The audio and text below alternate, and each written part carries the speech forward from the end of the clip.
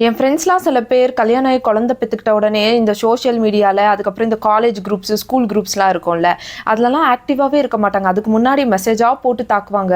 எனக்குனா ரொம்ப கோவம் வரும். இதுங்க என்ன கல்யாணம் ஆனதுக்கப்புறம் ஒரே சீனாக போடுதுங்க, பேசக்கூட மாட்டேங்குதுங்க அப்படின்னு கால் பண்ணால் கூட எடுக்க மாட்டாங்க. அவங்கெல்லாம் ஏன் அப்படி பண்ணாங்கன்னு சொல்லிட்டு இப்போ தானே புரியுது. ஒரே ஒரு குழந்தை வச்சுட்டு நான் படுற கஷ்டம் இருக்குது பாருங்க.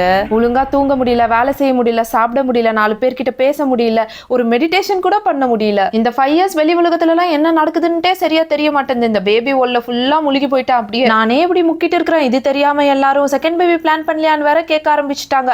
ஒண்ணுக்கே முடியல, செகண்ட் பேபி வேறையா அப்படின்னு கேட்டா ஒண்ணுக்கு ஒண்ணு துணை இருக்குமா, இன்னொன்னு மட்டும் பண்ணிக்கோ அப்படின்றாங்க. ஒரே கன்ஃபியூசிங்கா இருக்கு. என்ன பண்றதுன்னே தெரியல. எப்படிதான் அந்த காலத்துல எல்லாருமே 5 6ன்னு பெத்துக்கிட்டாங்களோ, ஆனா இப்ப இருக்கிற குழந்தைங்க சுத்தமா சொல்ல பேச்சே கேட்கறதில்ல. நம்ம அம்மாலாம் நம்மள கண்ணு விட்டா உச்சாதான் வரும். ஆனா இப்போ நாம இவங்கள பார்த்து உச்சா போற மாதிரி நிலைமை ஆயிட்டு இருக்கு. சேனலை சப்ஸ்கிரைப் பண்ணிட்டு உங்க கருத்து என்னன்ட்டு பதிவு பண்ணுங்க.